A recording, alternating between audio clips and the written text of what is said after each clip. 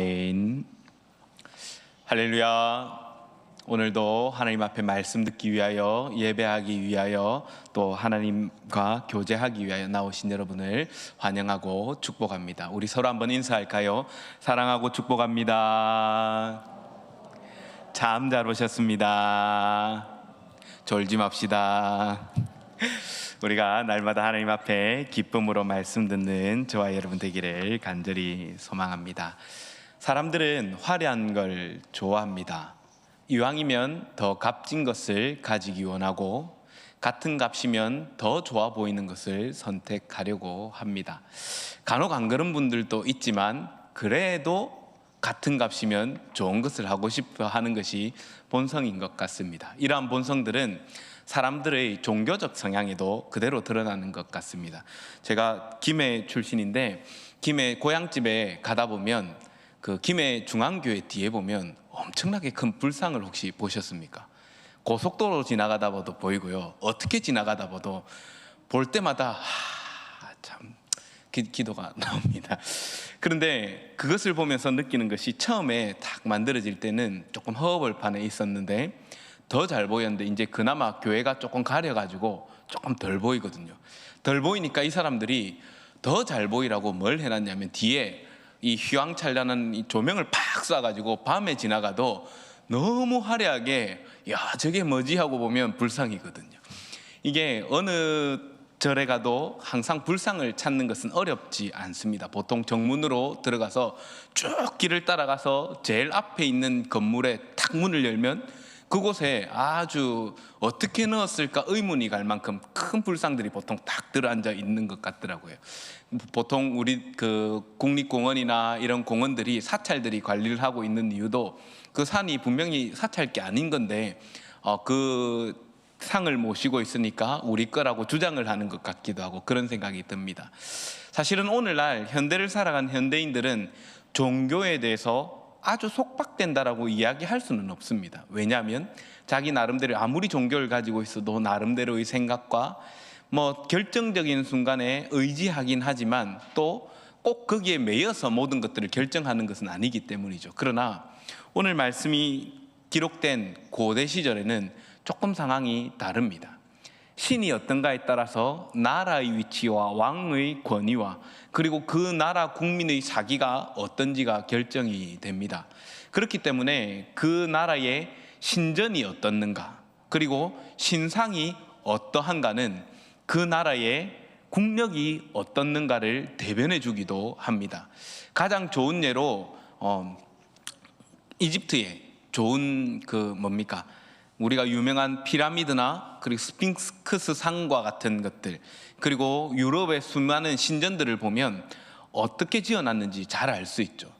수십만 명의 사람들이 지어도 이게 아주 오랜 몇십 년의 세월을 지어야 될 만큼 큰 건물을 만들어 놓았고, 도대체 이러한 멋진 돌들은 어디서 구해왔을까 싶은 좋은 돌들이 어마어마한 두께를 가지고 그렇게 기둥을 쌓아 놓은 것도 볼 수 있습니다.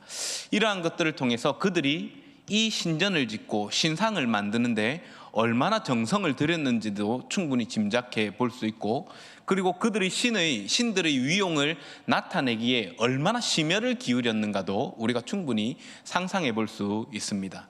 특별히 이스라엘이 살았던 450년간 살았던 애굽 역시 마찬가지로 이 신들을 극진히 모시는 나라였습니다. 그러하기에 이들의 신을 모시는 모습을 보았고, 이스라엘이 이러한 영향들을 많이 받아서 나중에 하나님 앞에 말씀을 받았음에도 우상 숭배하는 것, 모세가 말씀을 받아 내려올 때에 잠시 후에 내가 내려오겠다 약속하였을 그때에 40일간 참지 못하고 금신상을 만드는 것도 사실은 이 애굽에서 받은 영향을 가지고 그러한 행위를 했다라고 볼 수 있습니다. 그런데 이 애굽에 나올 때에 이스라엘의 머릿속에 한 가지 확실히 신기어진 것이 있었습니다. 그것이 무엇이냐면, 그 어떤 신보다 하나님은 더 강하신 분이다. 왜 그렇습니까?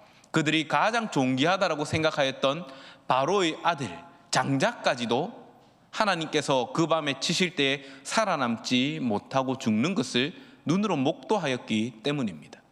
그렇기 때문에 하나님께서 가장 크신 하나님이라는 것을 알고 있지만, 그러나 이것은 실제적인 삶으로 연결되어지기까지는 아주 많은 과정들이 필요합니다.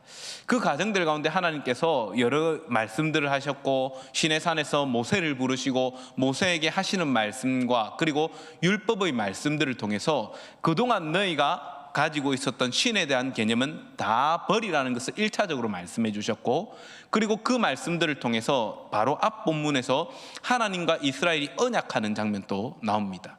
그리고 언약한 이후에 하나님께서 다시 모세를 부르셔서 이제 본격적으로 이 언약 백성들이 어떻게 살아야 될 것인지에 대해서 말씀하시고, 그리고 너희와 내가 이제 교제하고 관계를 맺기 위하여 어떻게 하여야 될 것인가를 말씀하시는 것이 본격적으로 25장, 26장에 이렇게 등장을 하는데, 25장에서 먼저 성소를 어떻게 지을 것인가에 대해서 이야기를 하였고, 오늘 본문에서는 그 성소의 가장 중심이 되는 증거궤, 언약의 궤라고도 이야기를 하고 여호와의 궤라고도 이야기를 하는 그 궤를 만들어야 되는데 어떻게 만들어야 될지에 대해서 설명해 주고 있습니다.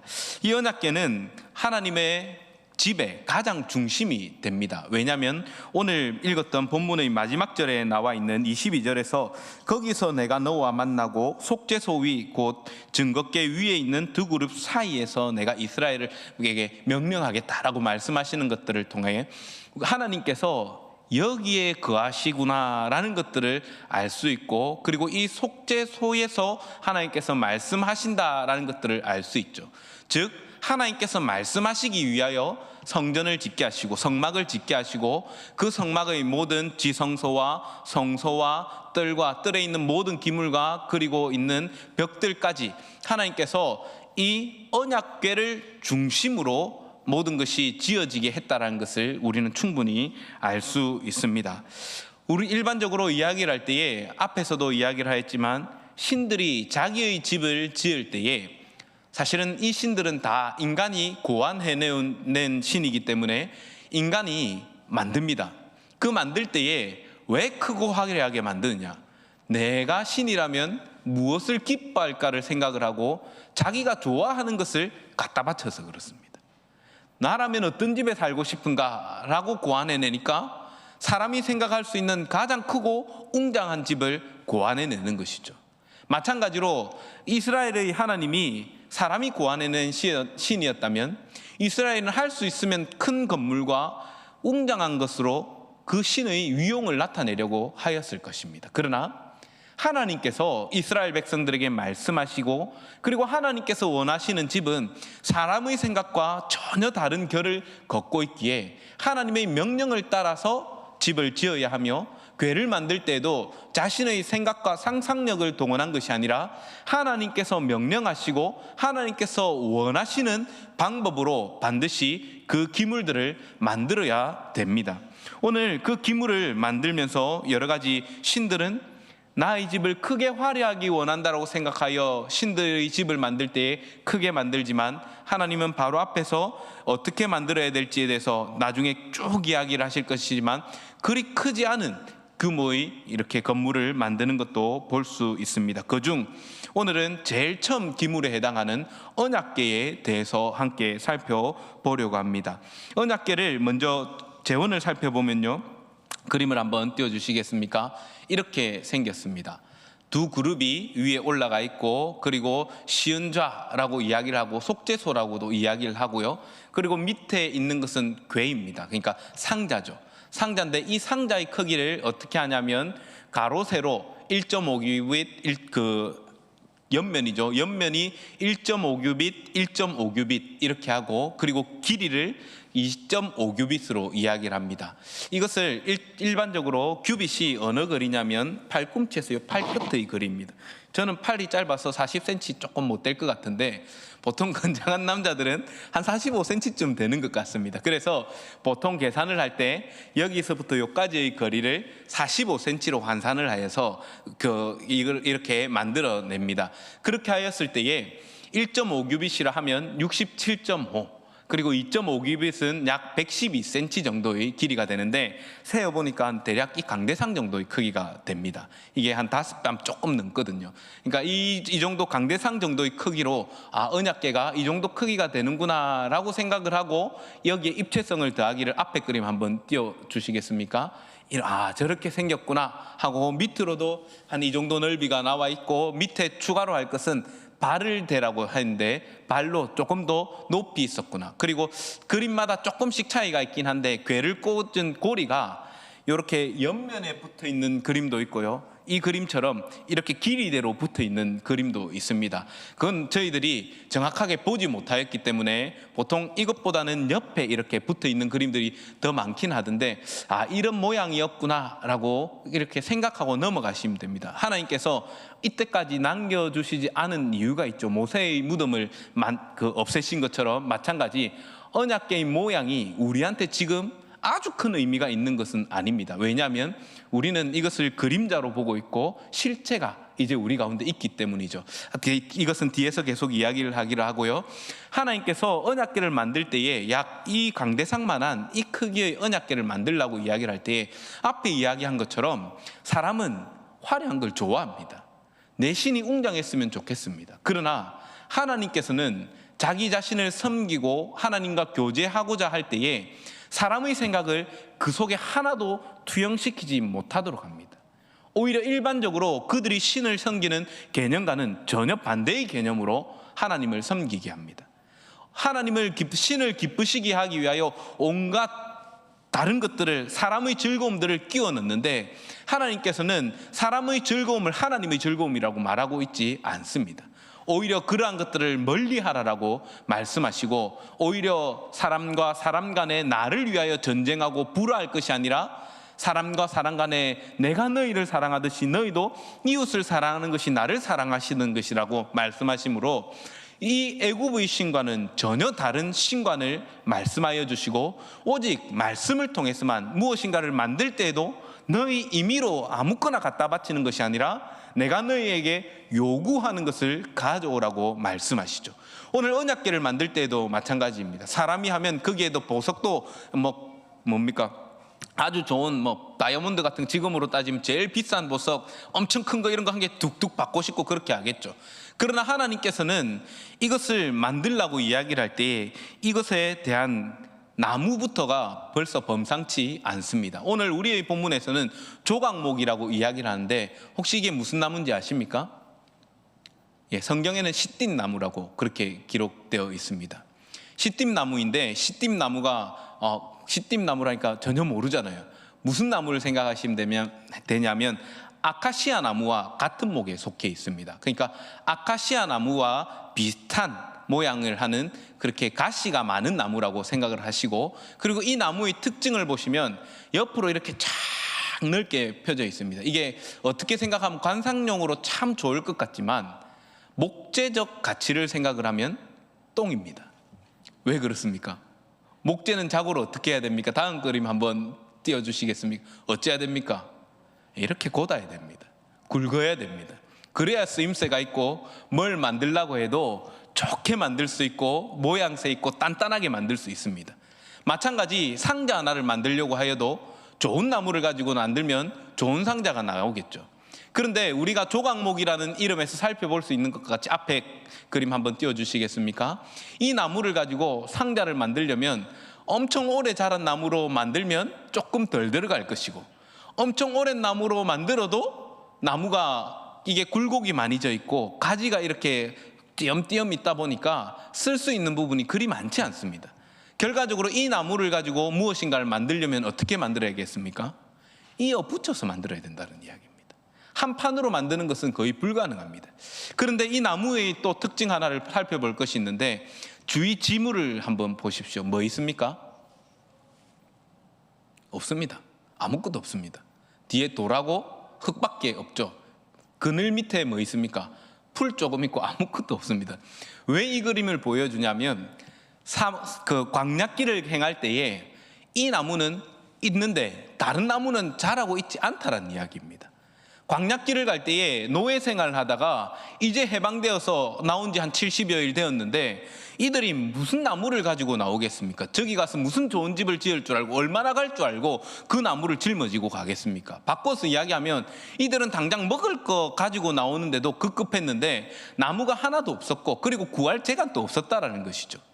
그러나 하나님께서 이들에게 무엇인가를 요구를 할 때에 없는 것으로 요구를 하시는 것이 아니라 이들의 마음을 합하고 그리고 이들의 정성을 합하면 충분히 할 수 있는 것들을 명령하시는데 그게 뭐냐면 너희들이 있는 그 시띠임 나무를 가지고 나의 언약궤 궤를 만들어라 라고 명령하시더라는 겁니다. 사람의 생각은 어떻게든 없으면 구해와서라도 좋은 것 가지고 하여야 된다고 생각을 하지만 하나님께서 자기의 집을 만들고 자기가 거하겠다고 이야기하는 보좌를 만들 때에 하나님의 보좌를 뭘로 만들어야 하냐면 볼품없는 나무, 시띠임나무, 아카시아 나무 가지고 와서 그것 가지고 나의 보좌를 만들라라고 명령하고 있다는 겁니다. 이것이 보여주는 의의가 무엇입니까? 하나님께서 하늘에 계실 때에 처음에 모세에게 나타나실 때 이스라엘 전체에게 나타나실 때 어떻게 나타나셨습니까? 구름 가운데 빽빽한 구름 가운데 백성들이 두려워할 만한 모습을 가지고 풍채를 가지고 나타나셨습니다. 우레가 쳤고 번개가 쳤고 땅이 흔들렸고 불이 났고 사람들이 두려워서 하나님으로 우리로 말씀하지 말게 하옵소서 말할 만큼 두려운 하나님으로 나타났다라는 겁니다. 그런데 정작 하나님께서 모세를 그 구름 가운데로 부르셔서 말씀하시는 것이 언약궤를 만들라고 하시는데 그 언약궤에 사용될 나무를 정말 볼품없어서 사람들이 잘 사용하지 않는 하찮은 목재인 조각목을 가지고 시띠임 나무를 가지고 하나님의 궤 보좌를 만들라라고 언약궤를 만들라라고 그렇게 명령하고 있다는 겁니다. 이것을 통해서 우리는 하나님의 마음을 정확하게 느낍니다. 어떤 마음입니까? 내가 너희와 함께 하겠다는 겁니다. 너희는 연약하여서 나를 섬길 자격도 없고 다른 신들 봐라 이렇게 섬기지. 그런데 나는 너희에게 요구하는 그거 아니라 너희 마음을 받고 너희 정성을 받는 하나님이라는 것을 보여주기 위해 할 수 있는 만큼의 그것만 가지고 나를 만날 때 내가 너희와 함께 하겠다라고 보여주시는 가장 큰 것이 바로 가장 중심이 되는 이 언약궤를 만들 때 다른 것 아니라 다른 것들 구해올 수 있고 보석들 구해올 수 있지만 나무는 다른 나라와 무역해야지 가능하잖아요. 다른 나라의 나무를 어떻게 함부로 배운단 말입니까? 이 광야에 얼마든지 구할 수 있는 시띠임 나무를 너희가 배워와서 그것 가지고 나의 언약궤를 만들고 내가 너희들 가운데 있을 속죄소를 만들면 내가 거기에 너희와 함께 하겠다라는 그 마음이 이 언약궤를 만드는 나무를 통해서도 하나님께서 무엇을 통해 너희와 함께 할 것인가를 너무나 분명하고 선명하게 보여줍니다. 훗날 다시 성전을 지을 때에 어떤 나무로 짓습니까? 조각목으로 안 짓습니다. 왜요? 그때는 이스라엘이 강성하여져서 하나님께서 강하게 하였다는 것을 나타내는 이 언약, 의도적으로 이것과 이것은 대조가 되어야 되거든요. 좋은 나무와 좋은 돌과 모든 것들을 써서 최고의 기술을 사용해서 성전을 만듭니다. 그러나 이때 이스라엘 백성들 아직 연약하고 그들 가운데 하나님 함께 하고 싶으시기에 아무 준비가 되어 있지 않고 아무 가지고 있지 않은 그들에게 내려오실 때에 하나님 내가 조각목 그것 가지고 만들어도 내가 너희와 함께 하겠다라고 이스라엘 백성들에게 말씀하여 주십니다. 그리고 이 나무를 금으로 안팎으로 쌓아 하시고 그리고 그 나무에 그 고리를 붙이라 하십니다. 고리를 아까 봤던 것처럼 그 고리를 가지고 나무에 딱 붙여놓죠. 궤에 붙여놓죠. 근데 이 고리를 끼워놓고 나무를 끼우면 우리가 생각할 때 보기 좋으려면 성전에 딱 놔두고 어떻게 해야 되겠습니까? 넣었다가 그리고 옮길 때에 다시 끼웠다가 이렇게 하는 것이 좋을 것 같지만 하나님 이 채를 제거하지 말고 그대로 두라 이야기하십니다.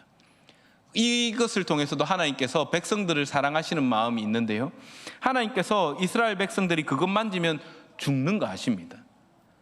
정하고 부정한 것이 맞다 하면 사실은 부정함이 일반적으로는 없습니다. 근데 예외가 있습니다. 뭐냐면 성전의 기물입니다. 성전의 기물은 정한 것에 부정한 것이 닿으면 부정함이 사라집니다.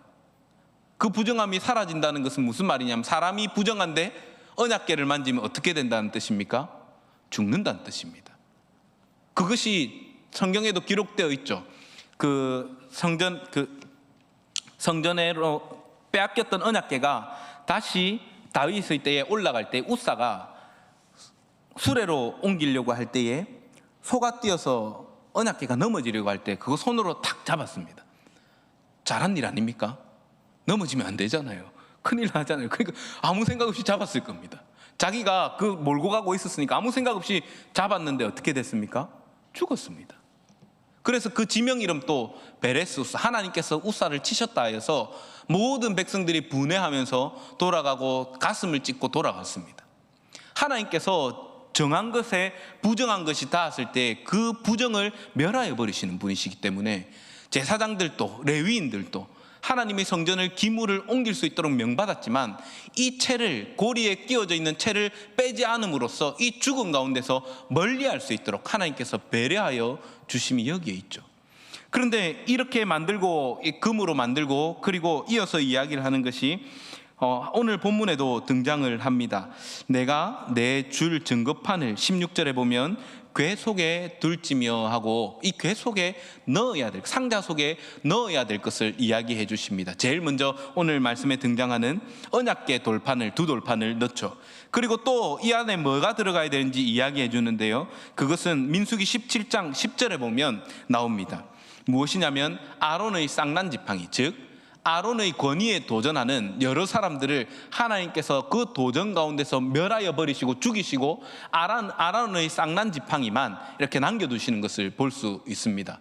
그리고 그것을 언약궤 안에 넣으라고 말씀하시죠. 또 하나 있습니다. 출애굽기 16장 33절에 보면요, 뭐가 나옵니까? 항아리. 어떤 항아리입니까? 만나가 들어있는 항아리를 두어서 대대로 물려질 수 있도록 하라고 해서 일반적으로 이 언약궤 안에 이 세 개가 들어있는 것으로 봅니다. 하나님의 약속이 그 안에 들어가 있는 것이죠. 그런데 이 하나님의 약속의 언약궤의 두 돌판과 그리고 아론의 쌍난 지팡이와 이 만나의 항아리는 또 다른 면도 생각을 하게 합니다. 무슨 면이냐면 하나님께 반역하였던 이스라엘도 생각하게 한다라는 겁니다. 두 돌판 하면 하나님 말씀을 지켜야겠구나도 생각을 하지만 두 돌판 하면 또 뭐가 떠오릅니까? 모세가 돌판을 깨어버렸죠. 왜 깨었습니까?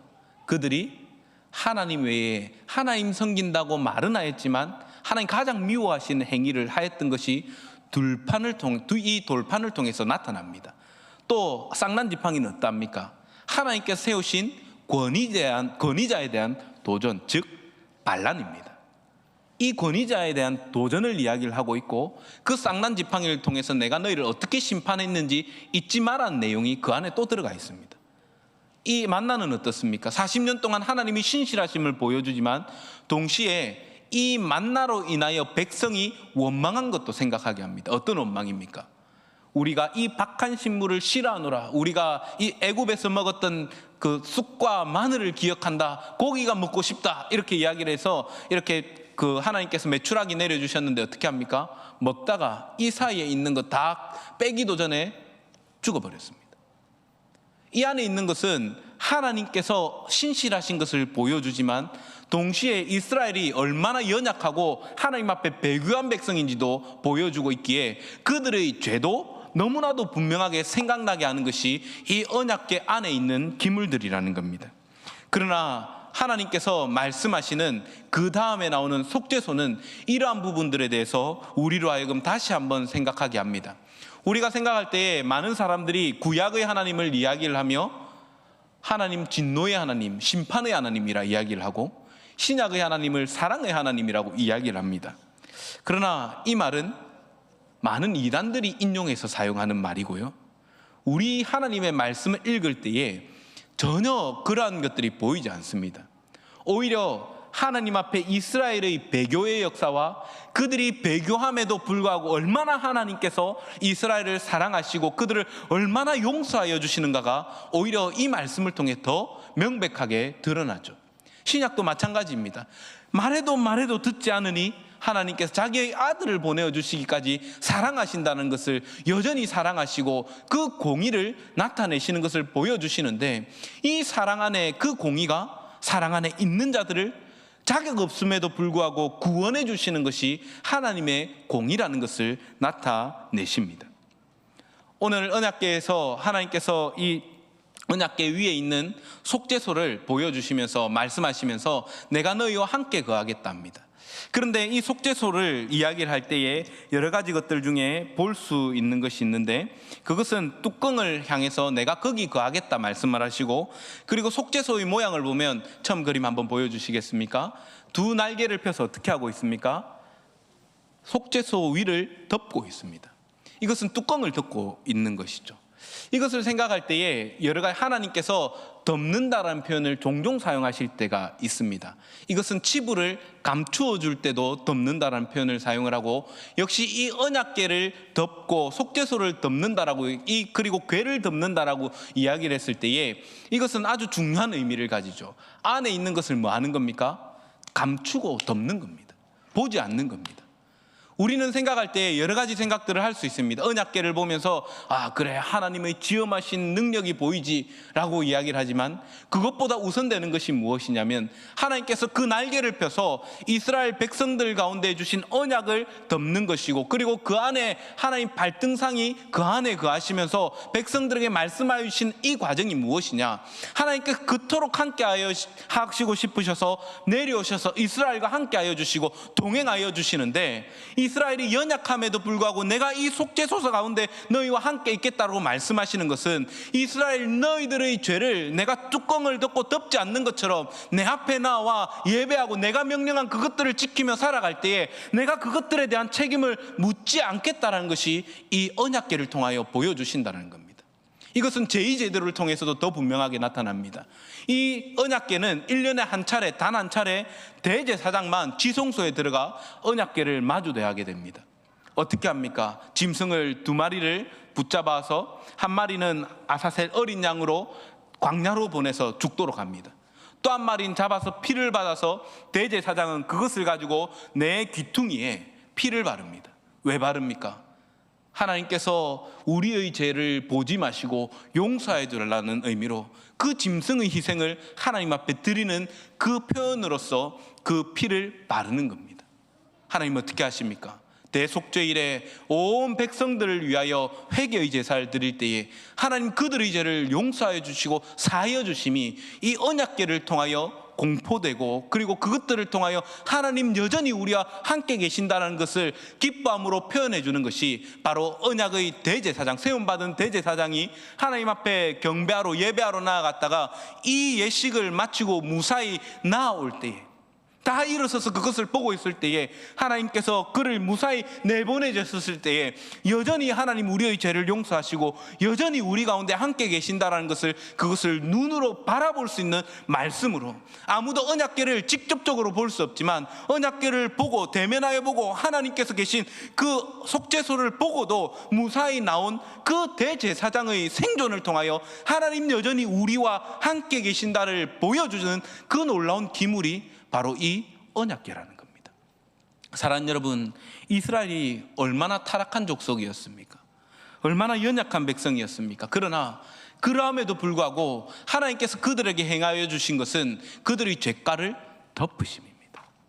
연약함에도 불구하고 그들의 죄를 충분히 물으실 수 있고 그들을 그 땅 가운데 몰아내시고 돌들로 하여금 하나님의 백성이 되실 수 있게 하실 수 있는 능력이 있으신 분이시지만, 그러한 그들을 버리지 않으시는 분이 하나님, 약속의 하나님, 언약궤의 그 시온자에서 그 보좌에서 그 백성들을 만나시기 위하여 하늘에서 산으로 내려오시고 산에서 땅에 내려오셔서 이스라엘과 함께 동행하여 주시기 위하여 늘 함께하여 주시는 분이 아버지 하나님이시라는 겁니다.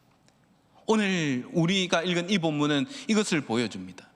그런데 하나님께서 이러하였음에도 불구하고 하나님의 말씀을 지키는 것, 하나님의 음성을 듣는 것에 실패하였습니다. 결론이 무엇입니까? 하나님 독생하신 아들 예수 그리스도를 보내셨습니다. 서도에 말하면서 이 성전이, 성막이 참된 것의 모형이라 이야기하였습니다. 무엇의 모형입니까? 우리 주 예수 그리스도의 모형입니다. 그림자입니다. 그림자는 항상 실체를 담고 있어야 되죠. 성전이, 성막이, 이 언약궤가, 짐승이 희생되어 그 피를 바름이, 하나님 앞에 나아갈 수 없는 이스라엘 백성들이 피를 가지고 나아갈 때에 하나님을 대면하여 보고 죽지 않는 것처럼, 그들의 죄를 용서하여 주시는 것처럼, 우리 주 예수께서 친히 이 언약궤의 실체가 되셔서 자기 자신의 희생을 제물로 드리시고, 그리고 그 자신을 그 백성들 가운데 허락하여 주심으로 이제 더 이상 우리가 이 언약궤 앞에 나아가 예배하는 것이 아니라, 하나님을 대면하여 보는데 그림자를 대면하여 보는 것이 아니라, 실체 대신 우리 주 예수 그리스도를 참으로 만나보는 자로 저와 여러분들을 이제는 회복시켜 주시고 불러주셨습니다. 이것이 무엇에 등장을 합니까? 고린도전서 6장 19절 말씀을 함께 읽겠습니다. 너희 몸은 너희가 하나님께로부터 받은 바 너희 가운데 계신 성령의 전인 줄을 알지 못하느냐? 너희는 자신의 것이 아니라. 아멘. 무엇을 이야기하고 있습니까? 하나님의 말씀은 저와 여러분들을 향하여 성령의 전, 성령의 전이 어디입니까? 지성소입니다. 지성소 가운데서도 어디입니까? 속죄소입니다. 하나님 거하시는 그 보좌가 성령의 전입니다. 하나님 거하시는 곳이잖아요. 그런데 오늘 고린도전서 6장 19절 말씀에서는 이 놀라운 하나님의 보좌를 무엇이라 이야기합니까? 성도를 향하여 너희가 성령의 전인지 알지 못하느냐 말씀하고 있습니다. 그러므로 사랑하는 여러분, 오늘 이 언약궤를 통하여 말씀하여 주시는 하나님의 동행하심과, 하나님께서 내가 너희와 함께하기를 원한다는 것은 이스라엘과만 함께 있는 것이 아니라, 너무나 죄가 많아서 감히 하나님 앞에 나아올 수 없는 것 같은 삶을 살아가는 우리들이지만, 그런 우리들 가운데에서도 여전히 내가 너희를 사랑한다 말씀하여 주시고, 내가 여전히 너희와 함께하기 원하신다 말씀하시며, 오늘 주일 예배를 통하여, 새벽마다 말씀을 통하여, 우리가 성경을 읽을 때마다 우리 가운데 찾아오셔서 하나님께서는 지금도 내가 너와 함께한다라고 말씀하여 주시는 분이신 줄 믿습니다. 그러므로 사랑하는 여러분, 우리가 삶을 살아나갈 때에 우리는 제 앞에 날마다 눌리며 살아가는 자들입니다. 그러나 우리의 존재와 우리의 정의를 세상의 기준으로 하지 마시기 바랍니다. 세상은 자꾸만 우리를 향해서 너 죄 있는데, 너 거룩하지 못한데 어떻게 하나님 백성이냐 말하며 우리를 조롱하기도 합니다. 그러나 하나님께서 우리를 부르실 때에 이스라엘 백성이 거룩해서 불렀습니까? 저와 여러분이 하나님 앞에 정결한 것이 있어서 불렀습니까? 아닙니다. 담임 목사님 오전에도 말씀하여 주셨지만, 예수 그리스도 그분의 영광을 저와 여러분들을 통하여 나타내기 위하여 불러주신 것 아닙니까? 그러므로 저와 여러분은 이 거룩함이 없기 때문에 거룩하지 못한 자가 아니라, 우리 가운데 성령의 전이 되게 하셨기 때문에 우리 가운데 거룩하신 예수 그리스도께서 거하시기에, 정결하지 못한 것이 정한 것에 닿았을 때 죽는 것이 아니라, 이제는 저와 여러분들의 죄가를 멀리 하셨기 때문에 우리의 여전한 연약함이 있음에도 불구하고 저와 여러분들을 향하여 거룩하다 하여 주시고, 저와 여러분들이 연약함에도 불구하고 우리로 하여금 거룩하다 하여 주시고 의롭다 하여 주시는 하나님의 은혜에 의지하여 우리가 오늘도 하나님 앞에 예배하는 줄 믿습니다. 그러므로 사랑하는 여러분, 우리가 세상에 살아나갈 때에 이 담대한 믿음을 가지고 살아갑시다. 우리의 환경은 변하지 않습니다. 때로는 환경이 더 악하여질 수도 있고 더 못하여질 수도 있습니다. 그러나 여전히 우리에게 소망이 있는 것은 저와 여러분들의 어떠함 때문이 아니라, 저와 여러분들의 어떠함에도 불구하고 여전히 우리와 함께하기를 원하시고, 죄가 많음에도 불구하고, 실수함에도 불구하고, 넘어짐에도 불구하고 저와 여러분들을 하나님의 자녀로 부르시고, 저와 여러분들을 거룩하다 하여 주시고, 참 이 언약궤의 실체가 되신 예수 그리스도께서 저와 여러분들 안에 여전히 동행하여 주시기에 저와 여러분은 거룩한 존재인 줄 믿습니다. 그러므로 사랑하는 여러분, 우리의 삶이 어떠해야겠습니까? 거룩함으로 살아갑시다. 세상이 우리를 좀 비난하지 못하게 삶을 살아갑시다. 세상과 똑같은 수준으로 교회를 낮추는 삶이 아니라, 세상이 바라보지 못하는 것 있을 때에, 세상은 그거 어리석은 짓입니다, 그거 하면 망합니다라고 이야기를 할 때에도 하나님의 말씀의 가치가 그러하다면 그 말씀이 어리석은 것이고 밑빠진 독에 물 붓는 것이고 아무 가치 없는 것이라 볼 세상은 그렇게 여긴다 할지라도, 남는 것이 없는 장사를 할지라도 하나님의 말씀이 그러하다면 정말 우리가 가야 할 것이 무엇이고, 그 가운데 말씀하시는 것이 우리 교회를 통하여, 저와 여러분 성도의 삶을 통하여 무엇을 요구하시고 무엇을 바라보시는지 그것을 바라보며 좀 달려갑시다. 작은 것 바라보는 게 아닙니다. 하나님 나라는 우리 세강교회만 바라보는 것도 아닙니다. 우리가 하나님 가운데 은혜의 백성 되었기에 비록 내가 손해보는 것 같아도, 내가 혼자 하면 힘이 약해도 다른 교회와 힘을 합해서라도 하나님께서 기뻐하시는 것이 무엇인가, 그것들을 고민해야 하는 교회 아니겠습니까? 사랑하는 여러분, 이것이 무엇인지 성도마다 다 다를 겁니다. 또 생각하는 바도 다 다를 겁니다. 그러나 분명히 아는 것은 하나님께서 이 교회 가운데 하나님의 뜻을 알려주는 통로로 누구를 보내주셨습니까? 주의 사자 담임 목사님 보내주셨습니다. 그 목회 철학을 따라가는 거죠.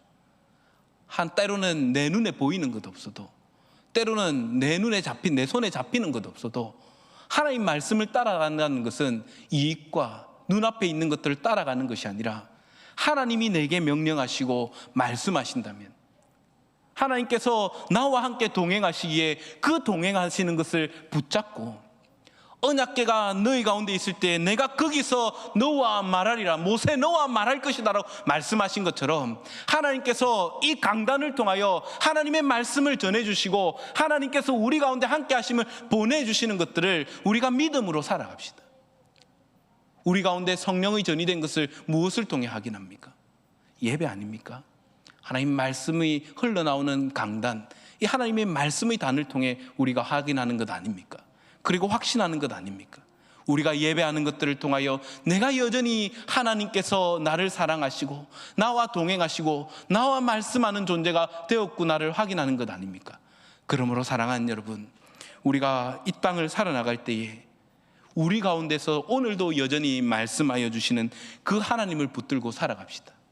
하나님께서 말할 수 없는 탄식으로 저와 여러분들 가운데에 모세에게 말씀하시며, 내가 속죄소 거기에서 너와 만나고 너에게 이스라엘 백성들에게 말할 것들을 말하리라 말씀하신 그 말씀을 붙들고, 오늘 하나님 말씀으로 저희들 가운데 거하시는 그 성령 하나님의 전된 저와 여러분들에게 끊임없이 성령의 전으로서, 그리고 하나님의 입술로서 말씀하신 강단을 통하여 흘러나오는 이 말씀을 통하여 우리가 어떤 삶을 살아야 될지, 우리 교회가 어느 방향을 향하여 가야 할지 더욱더 믿음으로 붙들고 살아감으로 하나님 기뻐하시는 교회, 하나님 기뻐하시는 성도로서 살아가는 저와 여러분 되기를 간절히 소망합니다.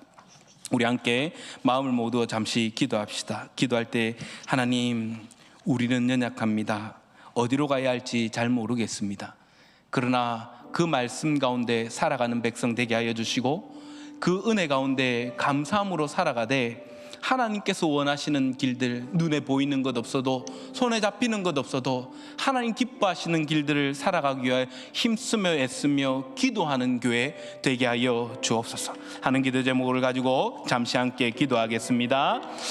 오 하나님 아버지, 은혜 더하여 주옵소서. 연약한 우리들을 채워주시고 은혜 더하여 주시고 말씀하여 주시고, 하나님 연약한 우리들, 하나님 여전히 죄 가운데 빠져있는 우리들이지만 그래도 우리와 함께하기 원하시고 그래도 우리와 함께하여 주시겠노라고 말씀하여 주신 이 약속의 말씀을 따라 우리가 오늘도 나아갑니다.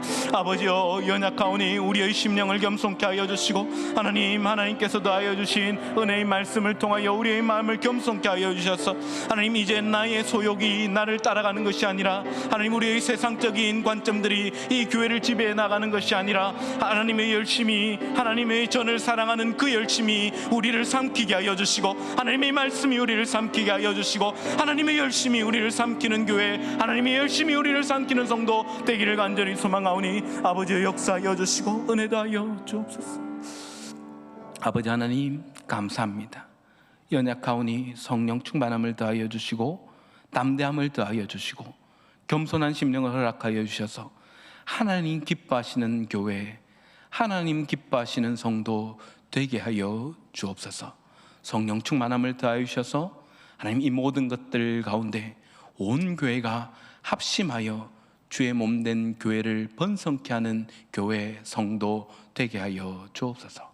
감사하고 예수님 이름으로 기도합니다. 아멘.